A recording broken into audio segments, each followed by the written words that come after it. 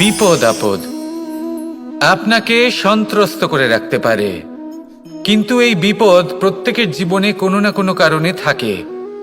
এটা আপনাকে দেখায় যে আপনার মধ্যে কি খামতি রয়েছে, কেন রয়েছে। এই বিপদ হলো সেই মাধ্যম যার দ্বারা আপনি নিজের দুর্বলতাকে নিজের শক্তিতে পরিবর্তন করতে পারেন। একটা ফুলের দিকে তাকান। একটা ফুল তার বুকে যখন একটা সূচ বিঁধে এপার ওপার হয়ে যায়, শুধু তখনই আমাদের প্রভুর জন্য ফুলের মালা তৈরি করা যায়।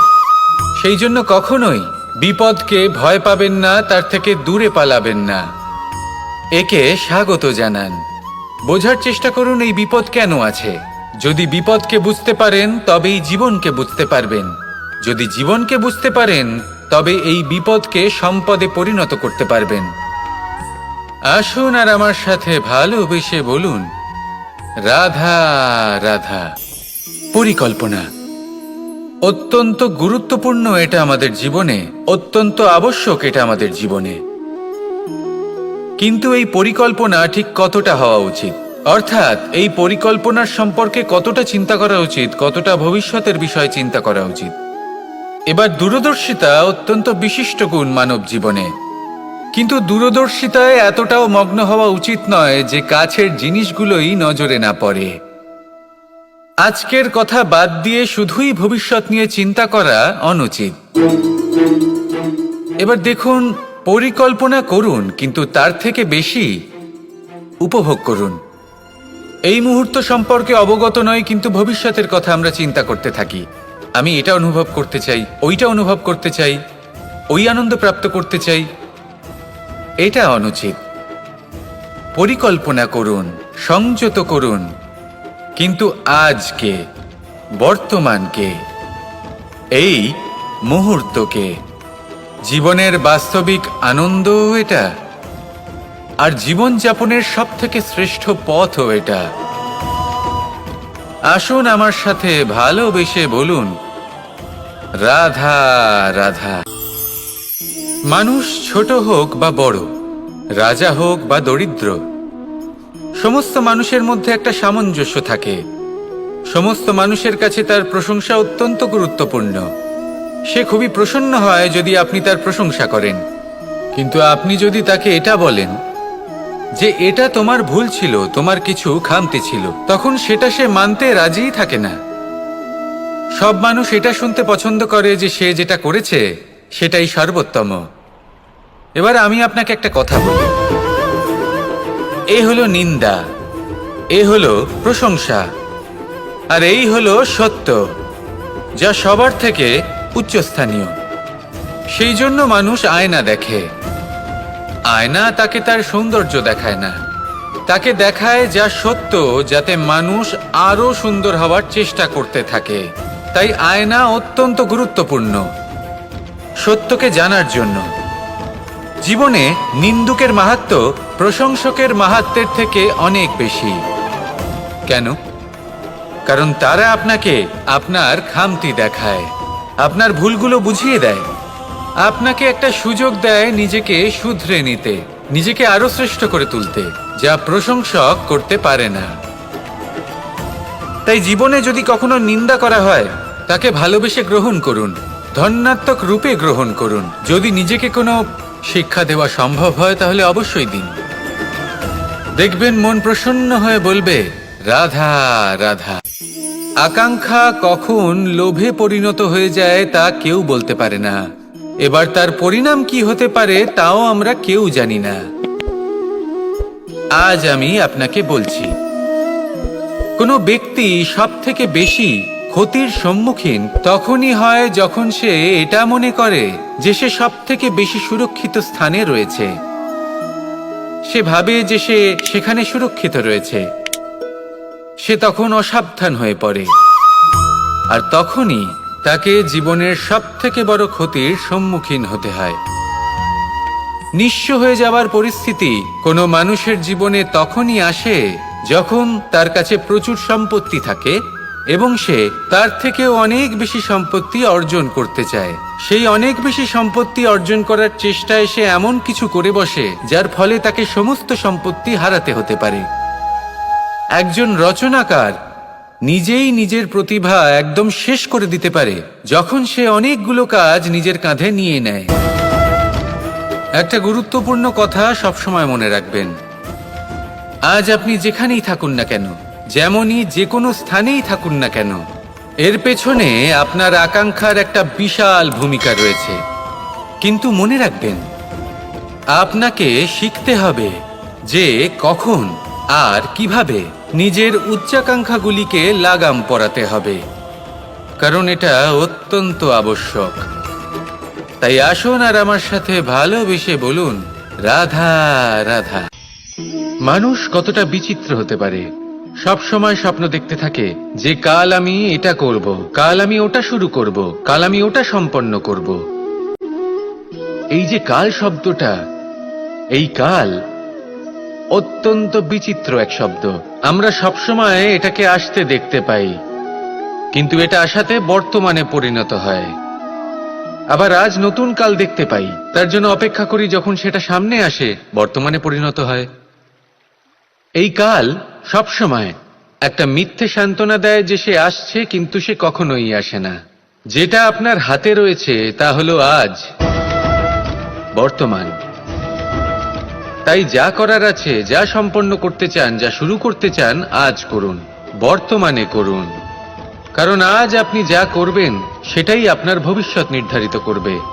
ভবিষ্যতের বিষয় ভাবতে থাকলে ভবিষ্যৎ সুন্দর হবে না। আজ কর্ম করতে হবে।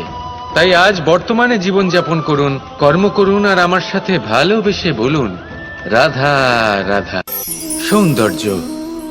মানুষ নিজের সৌন্দর্যের বিষয়ে কতটা ভাবে, চায় যে সে সব থেকে বেশি রূপবান হবে, সব থেকে বেশি সুন্দর হবে।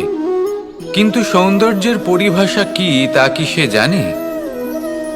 কোনো মাকে জিজ্ঞেস করুন, ওনার জন্য সৌন্দর্যের পরিভাষা ওনার সন্তান।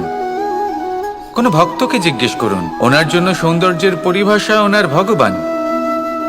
শ্রীরামকে জিজ্ঞেস করুন, ওনার জন্য সৌন্দর্যের পরিভাষা হলো হনুমান।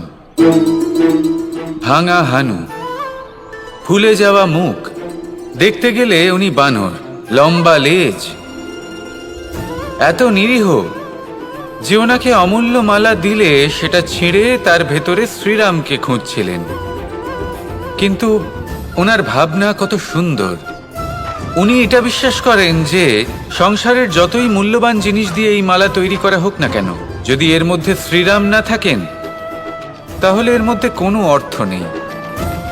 সৌন্দর্য রূপে নয়, ভাবনায় নিহিত থাকে। যদি আপনি সৌন্দর্য প্রাপ্ত করতে চান তাহলে তা কর্মে নিয়ে আসুন, ভাবনায় এবং বিচারে নিয়ে আসুন। এই সৌন্দর্য আপনার সাথেই থাকবে। যদি আপনি সৌন্দর্যকে রূপের মধ্যে খোঁজেন তাহলে কিছুক্ষণের জন্য পাবেন, সেই সৌন্দর্য সময়ের সাথে হারিয়ে যাবে। সৌন্দর্য যদি পেতে চান, খুঁজতেই চান, তাহলে হৃদয় খুঁজুন, কর্মে খুঁজুন। মন প্রসন্ন হয়ে বলবে, রাধা রাধা।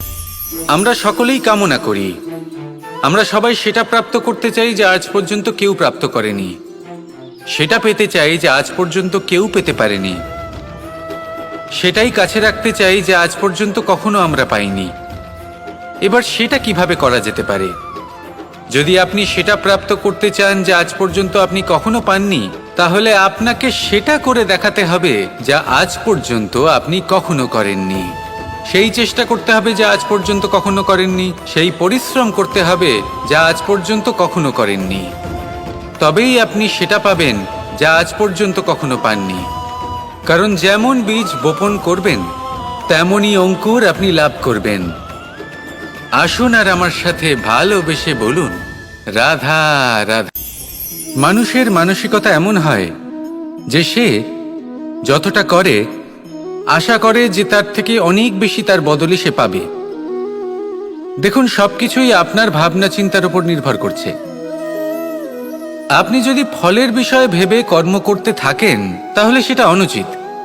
জীবনের আসল আনন্দ হলো নিজের কর্ম করতে থাকা, ফলের চিন্তা করা উচিত নয়। যদি আপনি এরকম ভাবেন যে আমি এতটা করছি, আমার এতটা পাওয়া উচিত, সেই ভাবনা অনুচিত। যদি আপনি সেবার মানসিকতা নিয়ে কর্ম করতে থাকেন, কর্মচক্রে প্রবাহিত হন, যদি আপনি এমন ভাবনা রাখেন যে আমি এতটা পাচ্ছি, তাই এর থেকে অনেক বেশি আমি কর্ম করব, তাহলে নিশ্চিতরূপে আপনি যতটা করছেন তার থেকে অনেক বেশি আপনি পাবেন। আপনার আশার থেকে অনেক বেশি আপনি পাবেন। শুধু জীবনে অনেক বেশি কাজ করতে থাকুন, ফলের চিন্তা করবেন না। আর মনে রাখবেন, এই ভাবনাই সব থেকে বড় বীজ। কর্মের উপর বিশ্বাস রাখুন। জীবনে যা যা আপনি চান সবই সুখময় হবে। আসুন আর আমার সাথে ভালোবেসে বলুন, রাধা রাধা। ধন মানুষের জীবনের সব থেকে বড় প্রয়োজনীয়তা, সেই অস্ত্র যার দ্বারা মানুষের জীবনের অনেক সংকট দূর করে দেওয়া যেতে পারে, সেই মাধ্যম যার দ্বারা সংসারের সমস্ত জাগতিক সুখ স্বাচ্ছন্দ্য লাভ করা যেতে পারে। কিন্তু ধনের দ্বারা আমরা সব কিছু লাভ করতে পারি না। জাগতিক স্বাচ্ছন্দ্য আমরা লাভ করতে পারি, কিন্তু সুখ লাভ করতে পারবো না। সুখের উপকরণ আমরা লাভ করতে পারি, কিন্তু সুখের অনুভূতি লাভ করতে পারবো না। আনন্দ, সন্তোষ, প্রসন্নতা এগুলো ধন দ্বারা লাভ করা যায় না। কিন্তু হ্যাঁ, আনন্দ, সন্তোষ আর প্রসন্নতার সাথে যদি কোনো কাজ করেন তাহলে অবশ্যই ধন লাভ করবেন। তাহলে আসুন আর এই প্রসন্নতার সাথে বলুন, রাধা রাধা। মানুষের জীবনে সবসময় কিছু না কিছু ঘটে চলেছে। কখনো ভালো কিছু ঘটে, আবার কখনো দুর্ঘটনা ঘটে। এবার যখনই কোনো দুর্ঘটনা ঘটে, মানুষ ঈশ্বরের কাছে প্রার্থনা করে যে, হে ঈশ্বর, আমাকে রক্ষা করুন, এই বিপদ থেকে আমাকে উদ্ধার করুন। বা সে সেই সমস্ত দোষ চাপিয়ে দেয় নিজের প্রারব্ধ, নিজের ভাগ্যের ওপর। কিন্তু যদি আপনি গভীরভাবে ভাবেন, তাহলে প্রত্যেক দুর্ঘটনা, বাধা এবং বিপদ আপনার জীবনে শুধু একটাই উদ্দেশ্য নিয়ে আসে, আপনাকে আরো যোগ্য করে তোলার জন্য। যদি আপনাদের একটা উদাহরণ দিই, বর্ষার ঋতুতে যখন প্রচণ্ড মাত্রায় বৃষ্টি পড়ে, ছাদ থেকে জল পড়তে থাকে, তখন আপনি নিশ্চিত করে নেন, স্থির করে নেন যে এবার আমি এই ছাদকে নতুন করে বানিয়ে তুলব, আরো শক্তিশালী বানিয়ে তুলব, আরো দৃঢ় বানাবো। আপনার জীবনে যখন কোনো অসুখ করে, তারপর আপনি জীবনে আরো সাবধানী হয়ে যান, আরো সতর্ক হয়ে যান, স্থির করে নেন যে এটা যেন দ্বিতীয়বার না হয়। ঠিক কিনা? এই বিপদ, এই দুর্ঘটনা, এই সংকট, এগুলো জীবনে আসবে আপনাকে আরো শ্রেষ্ঠ করে তোলার জন্য। এবার এটা আপনার ওপর। আপনি একে ভাগ্যের পরিহাস বলে মনে করবেন, নাকি ঈশ্বরের সংকেত মনে করবেন, যিনি আপনাকে আরো শ্রেষ্ঠ করে তুলতে চান। সিদ্ধান্ত আপনারই। আসুন আর আমার সাথে ভালোবেসে বলুন, রাধা রাধা। সংসারে দুই ধরনের পথ হয়, উচিত পথ আর অনুচিত পথ। একটা শুভর দিকে নিয়ে যায় আর একটা অশুভর দিকে নিয়ে যায়। অনেক সময় অজ্ঞানতাবশত জীবনে আমরা সেই পথ নির্বাচন করে নিই যা আসলে অনুচিত। তারপর নিজেকে আশ্বস্তও করে ফেলি যে এই পথেই চলতে হবে, এখান থেকে ফেরার পথ নেই। কিন্তু যদি সত্যি বলি, তাহলে এটা শুধুই আপনার ভ্রম। আপনার মধ্যে শুধুমাত্র একটু দৃঢ়তার অভাব আছে, তা জাগ্রত করুন আর বাড়িয়ে তুলুন। আপনি দেখবেন এই সংসারে এমন কোনো পথ নেই যেখান থেকে ফিরে আসা সম্ভব নয়। এমন কোনো মানসিকতা নেই যা বদলানো সম্ভব নয়। যদি আজ এই মুহূর্তে আপনার মনে হয়ে থাকে যে আপনি কোনো অনুচিত পথে আছেন আর আপনি কোনো শুভ পথে যেতে চান, তাহলে ওখান থেকে ঘুরুন আর ফিরে আসুন, আবার সেই মোড়ে ফিরে আসুন আর সেই পথ নির্বাচন করুন যা আপনার জন্য শুভ। একটু সময় অবশ্যই লাগবে, কিন্তু নিশ্চিত রূপে আপনার উদ্দেশ্য এবং আপনার গন্তব্য এই দুই অনেক শ্রেষ্ঠ হয়ে উঠবে। তাহলে আসুন আর আমার সাথে ভালোবেসে বলুন, রাধা রাধা। কোনো গাছের গায়ে লেগে থাকা ফলকে দেখুন, সে কতটা সুখী অনুভব করে, কতটা সুরক্ষিত অনুভব করে। তার যে খাবারের প্রয়োজন পড়ে তা সে গাছের শিকড় থেকে পেয়ে যায়। গাছের শাখা, ডাল তাকে সাহায্য করে থাকে, পাতা তাকে আশ্রয় দেয়, ওকে ছায়া প্রদান করে। কিন্তু সেই ফল যদি ওখানেই থাকে, তাহলে কি হবে? উচিত হবে না। ওই ফলকে ছেড়ে পড়ে যেতে হবে, মাটিতে পড়তে হবে, সেটা ফেটে যেতে হবে, নিজের বীজকে মাটির নিচের অন্ধকারে পৌঁছে দিতে হবে। তারপর সে রূপ পাল্টাবে আর এক অঙ্কুরে রূপান্তরিত হবে। অঙ্কুর যা বৃক্ষে রূপান্তরিত হবে, বৃক্ষ, যা অনেক ফলকে জন্ম দেবে। সেইভাবেই আপনি জীবনে যদি মহান কিছু করতে চান, শ্রেষ্ঠ কোনো কাজ করতে চান, তাহলে আপনাকে সুরক্ষা ক্ষেত্র থেকে বেরিয়ে আসতেই হবে আর কর্ম করতে হবে। দেখুন, সোনাকেও কুন্দন হবার জন্য তপ্ত হতে হয়। আপনাকেও মহান হবার জন্য কর্ম তো করতেই হবে। তাই কর্ম করুন, মহান হয়ে উঠুন, আর আমার সাথে ভালোবেসে বলুন, রাধা রাধা। কখনো কোনো চাতক পাখিকে দেখেছেন? কথায় আছে যে বছরে মাত্র একবার সে তার তৃষ্ণা মিটিয়ে থাকে, আর তাও আকাশে ভেসে থাকা মেঘের দ্বারা ঘটানো বৃষ্টির জলের ফোঁটা থেকে। আর কোথাও থেকে সে তার তৃষ্ণা পূরণ করে না।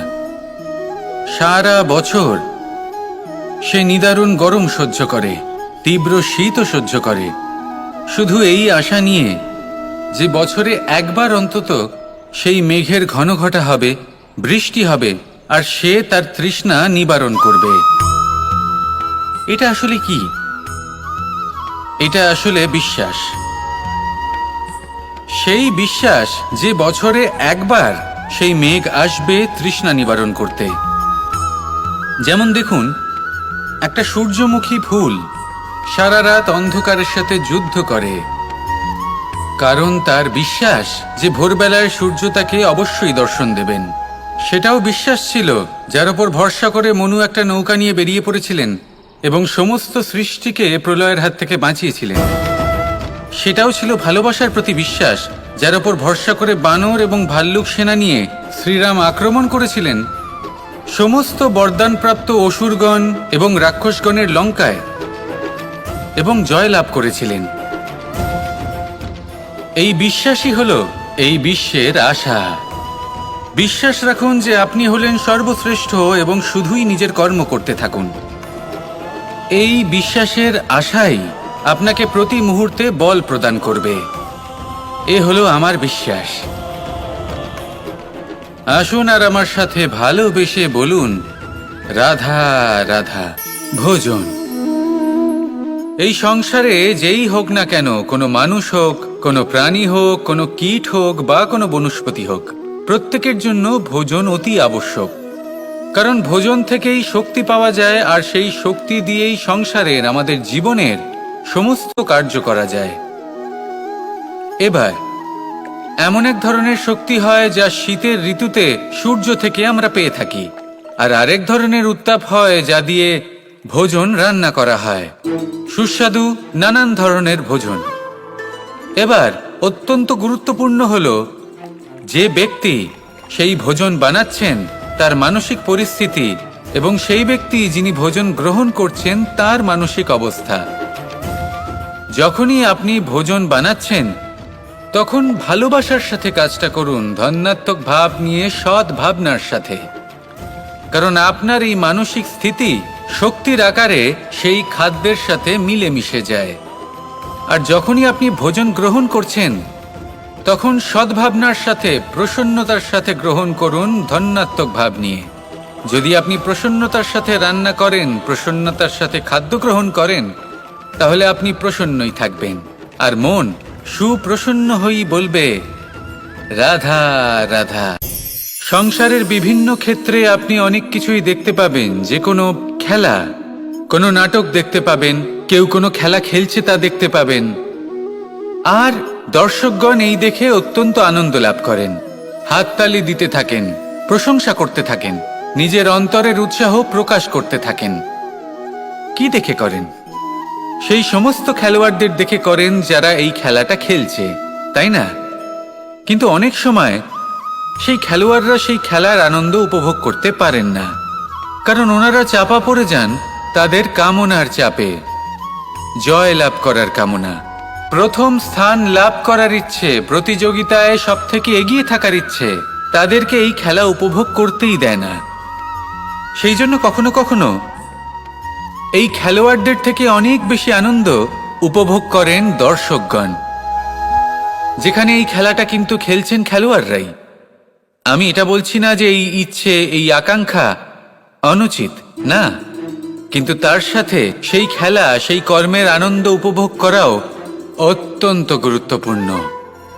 তাই সেটা উপভোগ করুন, যে উৎসাহ আপনি উপভোগ করছেন তা যাপন করা অত্যন্ত গুরুত্বপূর্ণ। দেখুন, সত্যি বলতে এটা কিন্তু আপনার অধিকারও বটে। আপনি যে কর্ম করছেন তার ফল তো আপনি অবশ্যই পাবেন। সেটা যখন আপনি পাচ্ছেন তখন আপনার তা উপভোগ করা উচিত। সেটাই করুন। জীবনে সফলতা এবং অসফলতা এরা আসা যাওয়া করতে থাকে। যখন সাফল্য আসবে তখন তা উপভোগ করুন, যখন অসফলতা আসবে তখন তার থেকে শিক্ষা লাভ করুন। সাফল্য আপনার কাছে আবার ফিরে আসবে। আর এই মন, আপনি তো জানেন, এই মন প্রসন্ন হয়ে বলবে রাধা রাধা। ব্যায়াম, এই শব্দ আমরা সকলে শুনেছি, আর এটা সারা জীবন আমাদের সাথেই থাকে কোনো না কোনো রূপে। যখন আমরা জন্মগ্রহণ করি, চলতে শিখি, প্রথমে আমরা হামাগুড়ি দিয়ে চলি, পরে চলতে চেষ্টা করি কিন্তু পড়ে যাই। তখন আমাদের বাড়ির গুরুজনেরা আমাদের আটকান না। ওনারা মনে করেন এইভাবেই আমাদের সন্তান চলতে শিখবে, এইভাবেই তার পা আরো মজবুত হবে, যা অত্যন্ত গুরুত্বপূর্ণ। এইবার জীবনকালে যতই আমরা এগোতে থাকি, এই ব্যায়াম বিভিন্ন রূপে আমাদের সাথেই থাকে। কিন্তু আপনি কি জানেন যে এই ব্যায়ামের তাৎপর্য আসলে কি? আপনি কি জানেন এই ব্যায়ামের মর্ম আসলে কি? যখনই আমরা এই ব্যায়াম করি, আমাদের শরীরের মাংসপেশি ক্ষয় হয়। প্রথমে তা ক্ষয় হয়, তারপর আবার তা নির্মিত হয়। আরো শ্রেষ্ঠ, আরো শক্তিশালী মাংসপেশি আমরা লাভ করি। অর্থাৎ এই ব্যায়াম হলো সৃজনের বিজ্ঞান। এই ব্যায়াম আমাদের জন্য অত্যন্ত আবশ্যক। সেই জন্য জীবনে যখনই কোনো কিছু নষ্ট হয়ে যায়, চলে যায়, তখন হতাশ হয়ে পড়বেন না, তাকে পুনর্নির্মাণ করার চেষ্টা করবেন। আর এই শিক্ষা আমরা লাভ করি পাখিদের থেকে। যখনই বর্ষা হয়, ঝড় আসে, যখন পাখির বাসা ভেঙে চুরমার হয়ে যায়, তারা হার মেনে নেয় না। সে আবার অল্প অল্প করে সব খুঁজে একত্রিত করে আবার নিজের বাসা বানিয়ে তোলে। পুনরায় এক জীবনকে জন্ম দেয়, এক নতুন পরিবারকে জন্ম দেয়। তাই মনে রাখবেন, জীবনে এইভাবেই যদি আপনি নির্মাণ করতে চান, সৃজন করতে চান, তাহলে সেই নির্মাণের জন্য ভাঙনের অভিজ্ঞতা থাকা অত্যন্ত আবশ্যক। ভগ্ন বস্তুকেও সম্মান করা অত্যন্ত আবশ্যক। এই আচরণ মনে নিয়ে আসুন। মন প্রসন্ন হয়ে বলবে রাধা রাধা। মানুষ যখন কোনো শক্তি লাভ করে তখন সে নিজেকে বলশালী মনে করে। শক্তি লাভ করলেই তার মধ্যে অহংকার চলে আসে, অভিমান চলে আসে। তার কারণ হলো সে একটা সহজ কথা বুঝতেই পারে না। এই সব যা হচ্ছে সময়ের জন্য হচ্ছে। সময়ের থেকে বেশি বলশালী আর কেউ নেই। এই সময়ের জন্যই রাবণ ভক্তি দ্বারা কৈলাস পর্বত তুলে নিয়েছিলেন। আবার সেই সময়ের জন্যই, সেই কারণেই রাবণকে বধ হতে হলো। তার সাথে সাথে রাক্ষস কুলও ধ্বংস হয়েছিল এবং লঙ্কাও ভস্ম হয়ে গেছিল। দেখতে গেলে জন্ম থেকে মৃত্যু পর্যন্ত এই যে সময়, সেটাই হলো জীবন। কিন্তু তার মধ্যেও যা সময় আসে, কোনো কারণেই আসে। সেই সময় আমরা যাপন করে কিছু শিখতে পারি। তাই আজ যে সময় আপনার হাতের কাছে আছে, তাকে মুষ্টিবদ্ধ করে রাখুন, তাকে সামলে রাখুন, তাকে সংযত করে রাখুন। অনুভব করুন, তার থেকে কিছু শিখুন, তাকে কোনোভাবেই ব্যর্থ হতে দেবেন না। আর এটা জেনে রাখুন যে ভবিষ্যতে যা কিছু হতে পারে, যা কিছু হতে চলেছে, সেটা না আপনি জানেন আর না তা আপনার বশে রয়েছে। সেই জন্য আজ অহংকার বা অভিমান করে নিজের ভবিষ্যতের ক্ষতি করবেন না, সেই অনর্থ ঘটাবেন না। এটাই হলো সময়ের অর্থ। আসুন আমার সাথে ভালোবেসে বলুন রাধা রাধা। কথায় আছে, যখন আপনি যুদ্ধক্ষেত্রে দাঁড়িয়ে, তখন শত্রুকে পিঠ দেখিয়ে পালিয়ে যাওয়া বা পিছু হটে যাওয়া অত্যন্ত অনুচিত যুদ্ধনীতি হয়। কথায় আছে যে শ্রেষ্ঠ যুদ্ধ নীতি হলো সেটাই, যেখানে আপনি অস্ত্র হাতে নিয়ে এগিয়ে যান, সাহসের সাথে যুদ্ধ করে শত্রুকে পরাস্ত করে ফিরে আসেন। আর সেটাই আমি করেছিলাম। তখন মহাভারত রচনা হয়েছিল, কারণ তখন ধর্মরক্ষা করা আবশ্যক ছিল। কিন্তু এমনও একটা সময় ছিল যখন আমি যুদ্ধ থেকে পালিয়েছি, কারণ তখন প্রজাদের সুরক্ষা বেশি গুরুত্বপূর্ণ ছিল। আমার গায়ে যুদ্ধ বিমুখ হবার কলঙ্ক লাগিয়েছিল, কিন্তু ঠিক আছে, আমি সেটাই করেছিলাম যেটা প্রয়োজনীয় ছিল। শ্রীরামও লঙ্কা গিয়ে রাবণকে হত্যা করার পূর্বে 4 মাস ধরে অপেক্ষা করেছিলেন। অপেক্ষায় ছিলেন কবে সেই সেতু সম্পন্ন হবে। তারপরে গিয়ে রাবণকে পরাস্ত করলেন, তাকে বধ করলেন। জীবনে কখনো কখনো থেমে যাওয়া বা পিছু হটে যাওয়া কার্যকর হতে পারে। এটা প্রত্যেক সময়ের উপরে নির্ভর করে। শত্রু যে কেউ হতে পারে, যখন খুশি আক্রমণ করতে পারে। কোনো মানুষ হতে পারে, আবার কোনো দানবও হতে পারে। আমাদের নিজেদের মানসিকতা হতে পারে, কোনো অসুখ হতে পারে, মহামারীও হতে পারে। সেক্ষেত্রে সেটাই করুন যেটা উচিত মনে হয়। দেখুন, প্রত্যেকবার নারায়ণ তো আপনাকে সাহায্য করতে আসবেন না। অনেক সময় মানুষকে নিজেকেই সেই বাধার সম্মুখীন হয়ে তাকে পরাস্ত করতে হয়।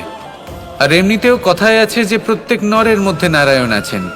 তাই অন্তরের নারায়ণকে জাগ্রত করুন, আর যা সমস্যা আছে তাকে সমাপ্ত করে ফেলুন, তা সে যতই পিছু হটে করতে হোক না কেন। আসুন আর আমার সাথে ভালোবেসে বলুন, রাধা রাধা। গুরু, যিনি পথ দেখান, আমাদের জীবনে অত্যন্ত গুরুত্বপূর্ণ, অত্যন্ত আবশ্যক।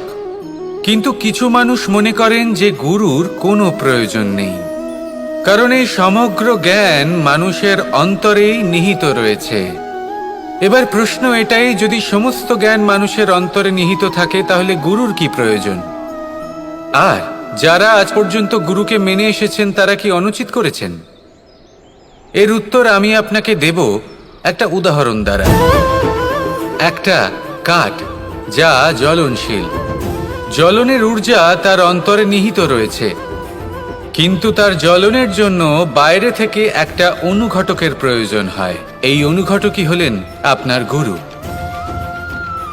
উত্তাপ যা একটা কাঠকে জ্বালাতে পারে, সেই উত্তাপ হলো গুরুর প্রচেষ্টা।